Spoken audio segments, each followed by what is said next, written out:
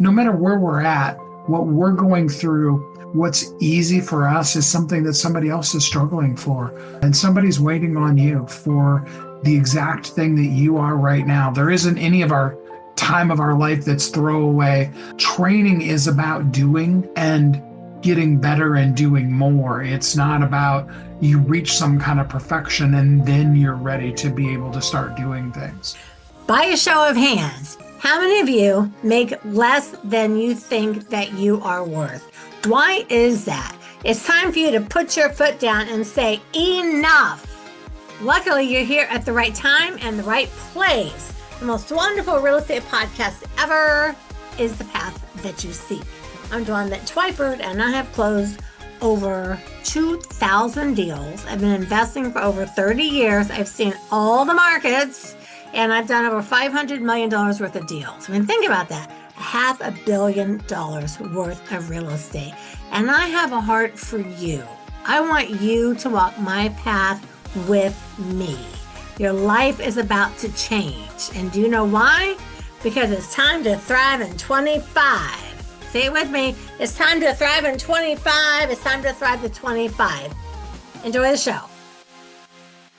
Hey, everybody. Welcome to the most wonderful real estate podcast ever. I'm your host, Dwanbenttwyford. I'm America's most sought after real estate investor. I have some super exciting news. We just reached 1 million downloads this week. So I'm so excited. So thanks to all of you.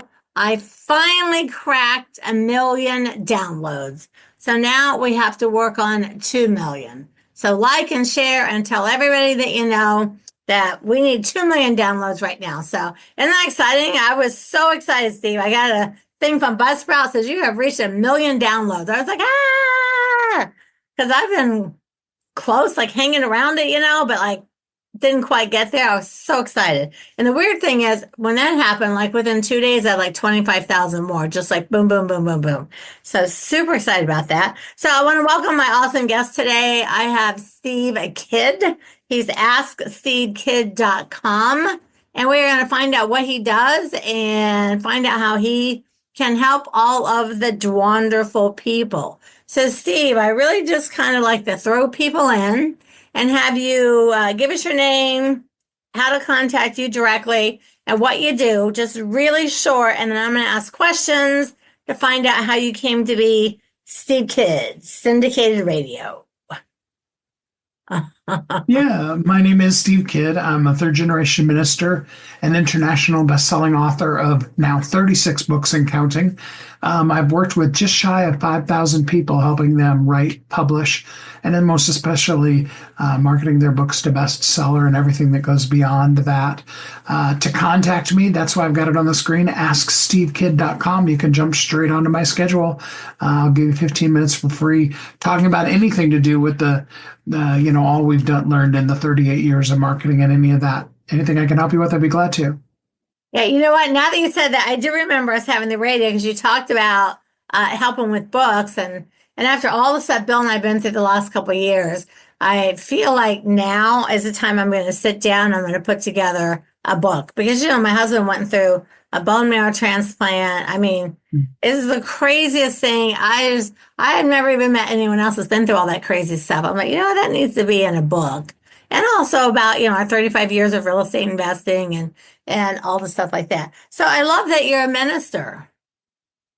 Yeah, absolutely. My grandfather was, my father was his whole life, both of them. And I've been I've been Christian, saved and baptized, got a little wild in my 20s, looped back to God. So now I'm like 35 years, like just hardcore back into it. And I just love to talk to other Christians and especially, all the great things that God can do and help you in your businesses if you just like let him do it instead of everyone trying to do everything on their own all the time.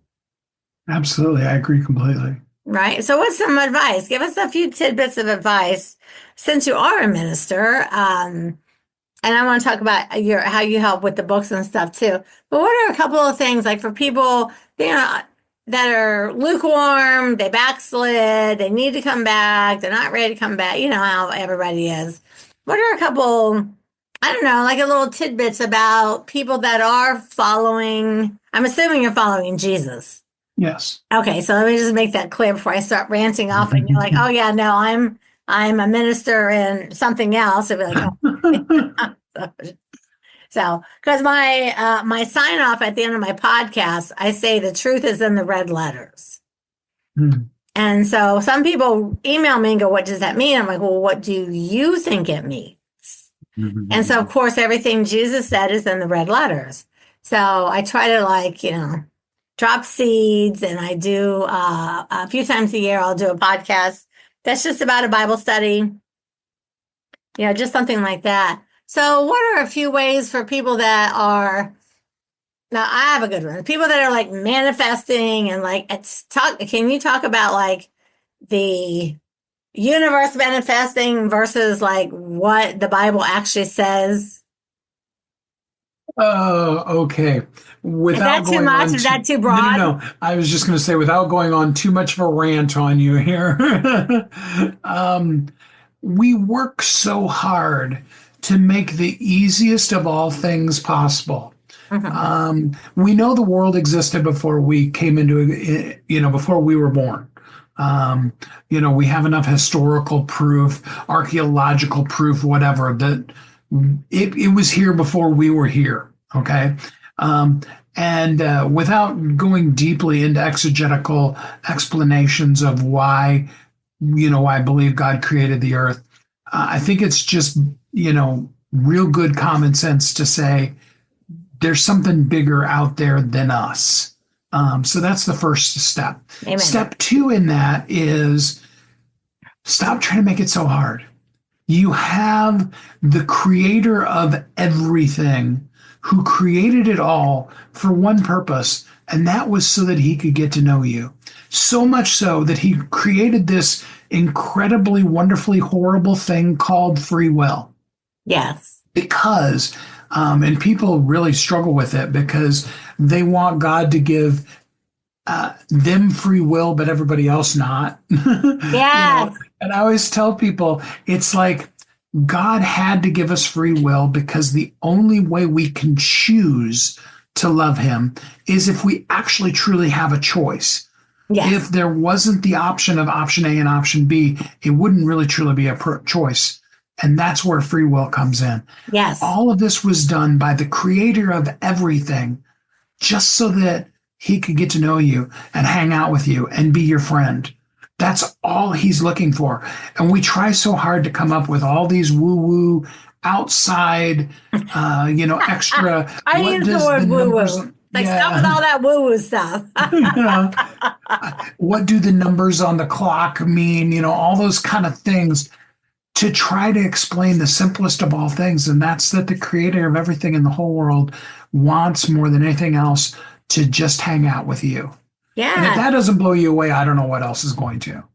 I can't even tell you how much I agree with that. I have friends and, and I love them dearly. And they're, Christians, and they're like, oh, I'm sending you love and light and that. And I'm like, listen, please stop sending me love and light and all that stuff like that.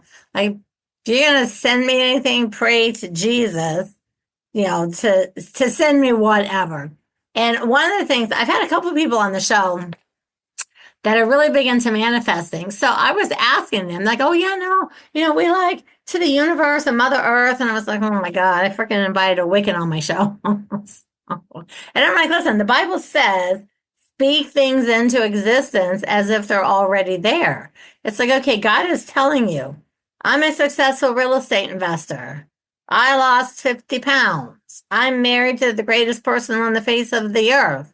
Like God is saying, speak it into existence like it already happened, and then God will work with you and, hopefully bring all those things to fruition. So I have so many people that have been a guest that I just really didn't know enough about, I guess. And I'm just like, oh my God, this conversation is not but anything that I believe like that. But you're right. It's like, Jesus is right there.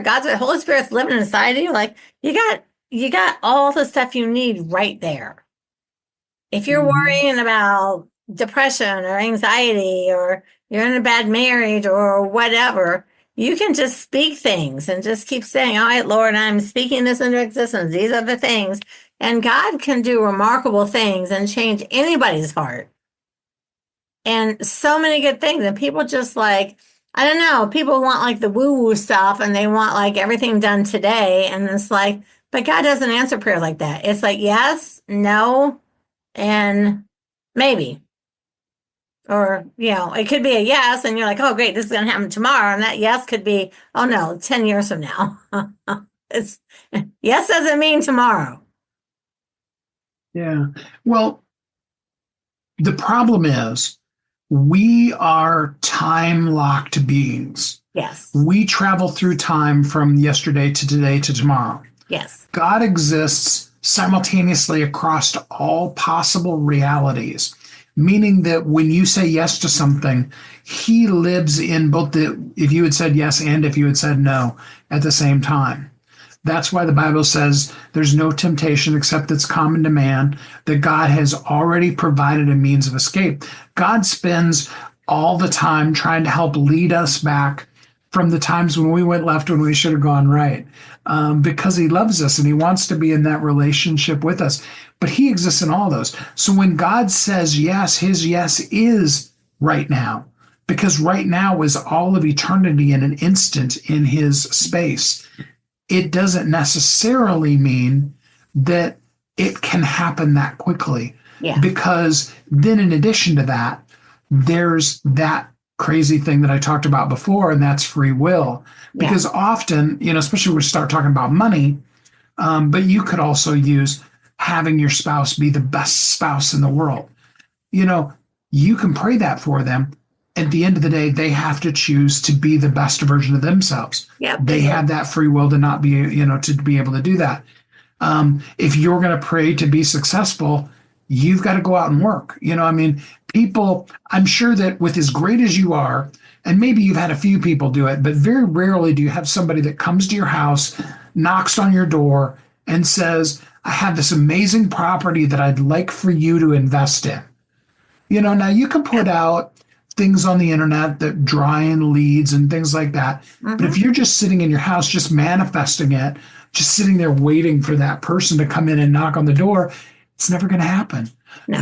And that's the piece that we miss. In fact, the cool part about it is I've actually interviewed most all of the people from the book and the movie The Secret. And most of them got together and wrote a second follow-up book to that called How Thoughts Become Things. And every single one of them talks about that in the fact that, yes, you want to believe, but yes, you also have to put action to the things you're believing in. You can't just sit around and expect your nothing is going to create something.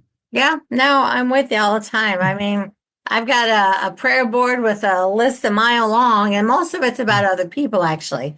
But I just figure, I do the work, I trust God, I tithe, I do my part, then God's going to open those doors for me. I mean, look at me, I'm talking to you today. Yeah, absolutely. That's how the magic happens. All right, so I love that. I love that you're a minister and you're from a family of ministers. I just love that. I watch TV preaching all the time. I always read my Bible. And there's just so many gifts and things that God can do for people. But I think people just don't want to wait. It's like, I want this, I want it today. Because, we're like a microwave society now. Mm-hmm. You can't drive through and get your food in 2 minutes. People have a meltdown. It's like, literally, that was 2 minutes since you ordered and now you have a bag of food. Like, slow your roll. Slow your roll and do the right things. So now let's talk about these books. So I love the fact that you help people write books. Yes. So someone's on here, they're like, Dwan, I'm brand new. I barely even invested. How could I possibly write a book? What are some ideas? How do you help people like pull a book out of themselves? Well, and we do, or at least we suggest doing all of our books via interview. We just literally hop on a Zoom call and encourage a person to begin to start talking. There's a process to a book, and I know all of that well enough that I can walk them through that, but I just want to get them in conversation. Because no matter who you are, whether you are my granddaughter who is now, getting ready to turn 15, can't believe she's that old. But, when she I was 8, know. she wrote, I was once yeah. 10. I'm like, oh my God, she's in puberty. uh, How was that possible? She's 10 years old. Oh, I know. But when she was 8, she wrote a book. And the only thing she knew Oh, is that, her best friend and that, they were just the bestest of friends and how she had met her. And that's what she wanted to tell the whole world was about her best friend and how she met her and, all the good times they had together, and if you think about some children's books, some of the best ones of them are just that really simple of a structure. So no matter where we're at, what we're going through, what's easy for us is something that somebody else is struggling for. And somebody's waiting on you for the exact thing that you are right now. There isn't any of our time of our life that's throwaway. Training is about doing and getting better and doing more. It's not about you reach some kind of perfection and then you're ready to be able to start doing things. I agree. And everybody's got a book in them. Oh, yeah. Everybody's Most been everybody that through does a book something. has multiple books in them. It's just everyone's been through stuff and things and businesses. And I have successfully written The Short Sale Pre-Foreclosure Investing, which is a bestseller. How to Sell Your House When It's Worth Less Than a Mortgage, which is a bestseller. I did a chapter in a book with Steve Forbes. My husband did a chapter in a book with Dan Kennedy. And the last 4 or 5 years, I'm like, we need to sit down and write a book, like about all the stuff that we went through and just really how trying and how much we really truly had to rely on. Not that we don't rely on God, but this puts your faith to the test. Like hardcore puts your faith to the test. And just all the things. I'm like, we need to sit down. Bill's like, he's just like, well, write whatever you want, and I'll throw in some stuff. It's like, no, we need to write a book. And we're going to start working. So I'll probably call you and say, hey, listen, I need y'all to help me put a book together. I feel like I have so much to say right now. I don't, like when I wrote the other books, I organized the chapters first. It kind of got my head, but I feel like I have so much to say right now. I'd have a hard time putting it into like chronological and chapters. And it's like my mind's like blowing up with things. So I'm going to have you help me do that. Well, one of the best things you can do is just brain dump all of it. In fact, what I tell people is when you're doing that, everything that comes to mind, just say all of it. You can always get rid of things, but because when we go in that active memory type of a space, anytime we try to stop it or edit it while we're doing that, we also stop the creative flow. So I tell people, even if like something totally random, like, oh my gosh, did I remember to do the laundry? Or, oh, I got to remember that I got to go pick up the kids at 3:00, those kind of things that have nothing to do, they're not going to make it in the book. You're not going to be like, and then the author said, by just saying that and then continuing on, we continue in creative space. When we stop and try to force that thought to go away, we actually also stop the creative flow. So we can totally help you with that. Yeah. I told Bill, I said, I'm down here in Florida for a month now. So I think I'm going to start, and I can't even come up with a title at all yet. And like a title, and I pray about everything. Like when I started my podcast, I wanted to have like a really cool sign off. Cause like Sean Handy says, let not your heart be troubled. And I remember like Walter Cronkite, I'm way back, this is showing my age. He'd say like something like good night and tomorrow, whatever. And I thought, I need a sign. That's the way it was. That's the way it was. Yeah. And I remember that forever. And so I had the title at the concept, and I was like, Lord, listen, I got to have this really good sign off, and it's got to talk about you, but it can't be like too much, and it's got to be me. And I mean, honestly, I had the equipment, I had everything ready to go for like 3 months. And I was just like, come on, give me a title. And I'd say things or write things down. And it's like, I don't know, it doesn't fit. And then just like out of nowhere, I was like, oh, the truth is in the red letters. Jesus said everything in the red letters. That's the truth of life. I was like, thank you, Lord. That's brilliant. I wrote it down and I recorded the next day. Awesome. I I'm love it. not recording till I have a sign off. And Mhm. I know that's such a small thing, and people are probably like, oh, yeah, you could have gone. It's like, no, I need something, and I just couldn't. I mean, I can't tell you how many times I prayed. And I was just like, I can't get it. I wrote all kinds of things. I was like, no, it doesn't feel right. And then I did that. I was like, oh, okay, that would be like a little bit like people might not know what it means. So they might ask me, then I can say, hey, Jesus said everything is in the red letters. Like if you don't know anything about the Bible and you want to start, don't start at Genesis, read all the red letters and then see where the Bible takes you. Like, that's, if you learn about Mhm. Jesus, you got it. Oh yeah. And I have had pastors call me and say, when the people at my church get saved, I now tell them to start with the red letters. I was like, seriously? They're like, yeah, because honestly, Mhm. it's so simple. And I was like, wow, all right, thank you, Lord. So now, 450 episodes later, I still say it. I love it. I trust that you are loving the podcast. Hey, do you really want to become a super kick-ass superstar real estate investor? Really? Really? Really? All right, I want you to spend the next minute and just take my real estate investing quiz. Super fast, super quick. It'll let you know where you stand on your journey. The link is in the show notes, or you can go to dwanderful.com. And back to the show. Yeah, and that's one of the ways where doing your book writing via interview works so well, because during the course of that conversation, something amazing that you're going to say is going to come out just kind of naturally like that. And it's going to be like, oh, yeah, that's it. And Yeah. then, yeah, so. Yeah, no, I'm with you. I'm with you. All right. So, now are you involved in the real estate industry? You're mostly the minister. Now, do you preach and like have a church? Are you like actively a preacher? I am no longer Is working in a church. I mean, technically, my gifting is evangelism. So much Yes. of what I've done have been outside of the doors. But, Yes. I've worked as a youth pastor and worship leader and stuff like that. My last staff position was, oh gosh, it's almost 12 years ago now. But I was actually the youth pastor at 45.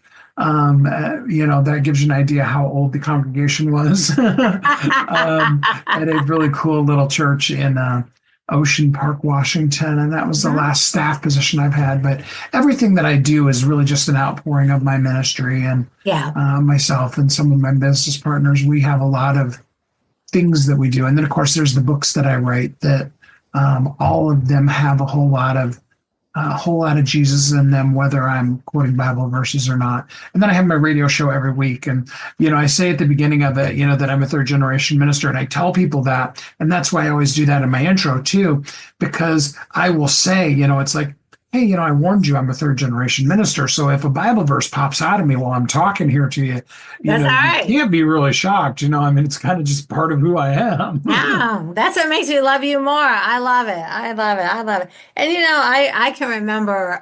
So I got saved and baptized when I was 12. Went to church faithfully. Then like you get 18, you move out. And in my 20s, it was the 80s, and I became probably as heathenistic as any person could be. And then 32 or three, I was like, you know what? God hit me with a hammer and get your butt back. And, so I like rededicated. And then now it's like, I look back, I'm like, oh my God, God must have been shaking his head like, girl, what is wrong with you? What are you doing? But I'm forgiving and I bring you back and, do good things. But always when I do podcasts, I always talk about God. And some people are like, oh, we don't really talk about that. And I'm like, dude, it just falls out of my mouth. I talk about it all the time. I'm teaching a class. I say, God's good to me. God did this. God did that. And some people, they get offended. And I'm like, hey, listen, totally cool. You can stay or you can go. I'm not changing what I say because I'm standing on the words. And I've had people leave. You're too preachy when you teach. It's like, I'm not preachy. I'm just like, hey, God brought me this path and God brought me that path and God brought me this husband and da, da, da, da, da. And I've had a few people and I'm just like, I'll pray for you. And I'm like, it's a stay. Now you talk about God. So I got you. I don't want to force it on you, but you heard the word. So someday when you're standing up there at them pearly gates, and so remember when you heard the words and you ignored it? So it's like, all right. So let's talk about you. What's your favorite band of all time? Oh goodness. of all time, and I only have to pick one. Only one, Um, all time. uh, oh, that's so tough. I've broken it down to two, and I'm trying to decide which one of the two. Um, Probably, yeah, I'm probably still going to have to say Bon Jovi. Ah, gotta love Bon Yeah, Jovi. And what a good choice. yeah, God, Bon Jovi is so, and that's the one concert I have never seen. I'm a major concert person. I've seen literally almost everyone from the 70s, 80s, all the way. I go to concerts all the time. And for whatever reason, I've never seen Bon Jovi. And I was like, next time they tour, I have to go because I love all of their music. All of their music. yeah. Okay, what's your favorite food? Definitely pizza. Yeah, I love pizza too. I don't know how anyone could not love pizza. Right? We have one of those pizza cookers. It just spins underneath the lights and it cooks your pizza top and bottom. I have pizza at least twice a week. It's like, how can you not love pizza? Well, the Which, worst of it for me is I'm on a diet right now where I'm no sugar, no flour. I've lost over 100 pounds in the last about 8 months. Um, and so these days when I eat pizza, I tear the toppings off and just leave the crust, which my dog loves, because then she gets the whole crust, which she thinks is cool. And then she hides them all around the house for oh later my too. God. Well, congratulations on so you're doing like something like keto. I'm actually, yeah, it's a company called Energize Health Mhm. that helps with cellular regeneration. Yeah. Really great Christian couple that runs the company. Yeah, I couldn't say enough good about them. Well, good for you. They're I mean, just 100 pounds, amazing. that's nothing to sneeze at. Yeah. After everything that happened with my dad and my friend and all this stuff, I put on 15 pounds, which may not seem like a lot, but when all your clothes fit the way they fit, like I can't button my jeans with 15 pounds because it all goes right to my belly. And I was like, you know what? I'm just on a keto for a minute because I really like that diet. I love the high protein. I love the fat, I love the vegetables. Like I really love that diet. But there was a few times it's like, oh man, pizza or pasta. But then, Mhm. that I feel better when I eat like that. I feel better. And I did notice I had terrible headaches from withdrawing off sugar. And it was like, golly, it's like drawing off caffeine or stopping drugs or something. I had blinding headaches because I just no sugar. And I still don't have sugar. I mean, I have, things that are like with monk fruit or stevia, which probably still is sugar, but just like sugar, and no candy, no nothing. I was like, oh, I had headaches for 2 weeks. That's Yeah, I can crazy. imagine. Well, good for you. Congratulations. What's your favorite part of the day? I really like late evenings, like 9, 10 o'clock. I currently am living, my brother and I bought my uncle's house when he passed. And, about a year and a half ago now, we had our mom move in with us. We're taking care of her too. We're kind of sort of in the process of remodeling the house. It's going very slowly. I'm not even sure some days if we can claim it as remodeling it with as slow as we're going, but um, you know, they go up to their rooms or go to bed or whatever they do, and I'm here in my room by myself. Um, and likely the phone's not going to ring. I don't have too many clients that call me after 9 or 10 o'clock at night. Every once in a while, somebody will, Yeah. but for the most part, and so that's when I can do my writing and I do a lot of singing then. And just, it's kind of really the best time for me. Plus I'm a night owl, I don't do mornings well anyway. So, Well, they say night owls are the smartest people. oh, well, there you go. That's why I do it then. Um, It's funny. I also am an evening person. And I interview people all the time. And I ask them, what's your favorite? And they're like, oh, I want to get 4 a.m., be in the gym. And in my mind, I'm like, but why? Like, why do you want to be up at 4 in the morning? And why? I like the evening too. It's quiet. I hang out with Bill. We talk, we chat. It's like, oh, this is the peaceful part of the day for me too. So I'm with you. And like 90% of people are super early morning people that I interview. And I'm like, no, y'all got to get in the groove of like the nighttime. The nighttime's where it's at. Mhm. Yeah. That's how I feel. So I love that about you. All right, so I want you to, is there anything you want to talk about that I didn't ask you or something that you want to impart upon the group? I mean, mostly it's just a matter of somebody's waiting on you. Somebody needs exactly who you are to help them with exactly what they're searching for. Yes, they do. I often use the example, because we all search for things on the internet these days, whether it be some kind of AI, or, Google or whatever. And they're just desperately looking for the thing that often is so easy for us that if somebody asks you what you were going to write your book about, you probably wouldn't even count that. You just assume, that must be easy for everybody. And yet, for everything that you can imagine, there's somebody that's struggling with that, and they're waiting for you to be able to bring that out in the way that you're going to, because you're the one that was put on this earth to share that in a way that they can get it. Yeah, no, I could not agree more. All right, so Steve, the last thing is I like all my guests to leave us with a parting word of wisdom, but it can only be one single word. Okay, well, I have a great word, Okay, but you're not going to know what the word means. okay, give it to me. All right. The word is Zaraz. It's spelled Z-A-R-A-Z. Spelled the same way forwards or backwards. Zaraz. Okay, Z-A-R-A-Z. you're the first one's ever told me this. So first of all, let me explain.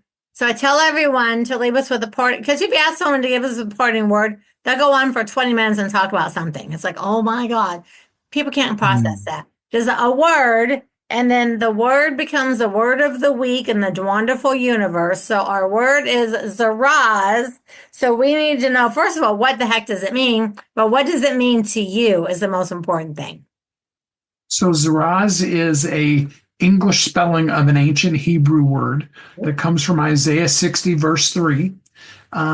Isaiah 60, verse 3 says, "Your light will draw the kings of all nations unto me," meaning God. Zaraz is the light of transformation that makes the impact and the difference. It's the light inside of us, that spark that is put there by God to change the world. Oh, I love that. So when people see my light shining, that's my Zaraz.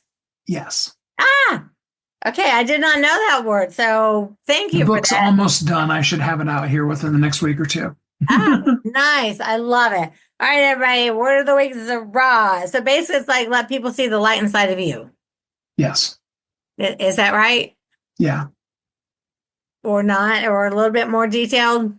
Well, I mean, in a little more detail, it's about being the light. So it's just living it versus, yeah. I mean, it is. Zaraz is now. Zaraz is who you are. It isn't about I mean, there is a lot of activeness to it, but it isn't about being and doing anything. It is.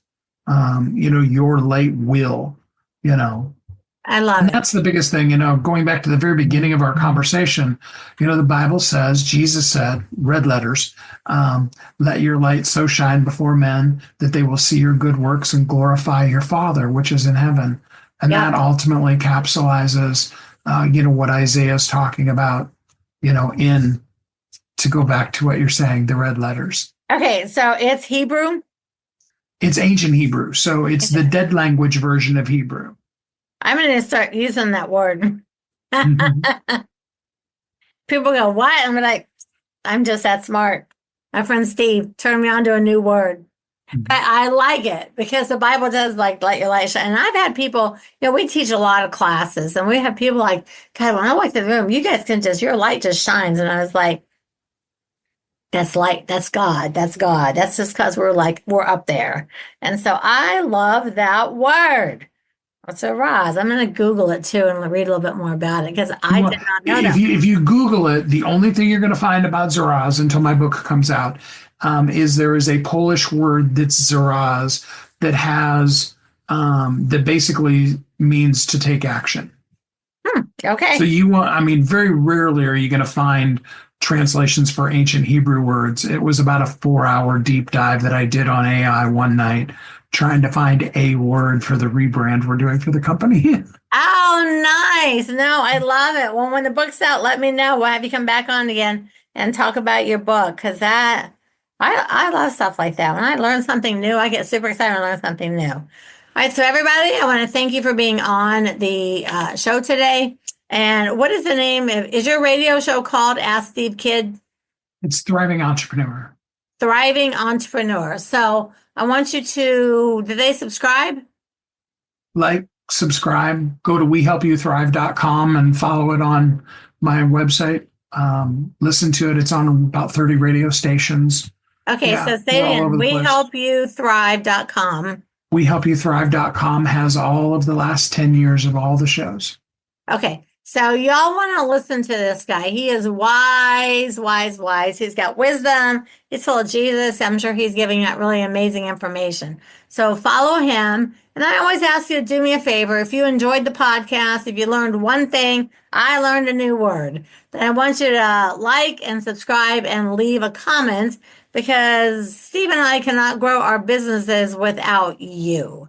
So it is important that you like, follow, and also, Dwanderful. So I took my name Dwan and wonderful and I made a new word. So it's DWANDERFUL, dwanderful.com. Go over to my website and opt in. I've got a little real estate quiz that you can take, and it'll tell you where you're at in your real estate investing career. So that's super fun too. So check me out, check him out. Again, we cannot do it without you. So we'll be back next week, same bat time, same bat channel. And remember, the truth is in the red letters. And I've got a guy that knows what that means. All right, everybody. Ciao. Have a great day. I am so glad that you stuck around. I almost forgot to tell you. In addition to having this amazing educational podcast, I'm now able to work with you one-on-one. Yes, one-on-one, you and me working together, and have a 3-deal guarantee. 3-deal guarantee that you'll close 3 deals. So you have nothing to lose. You have everything to gain. Take the quiz. Go to Dwanderful.com. Take the real estate investing quiz. See you on the other side.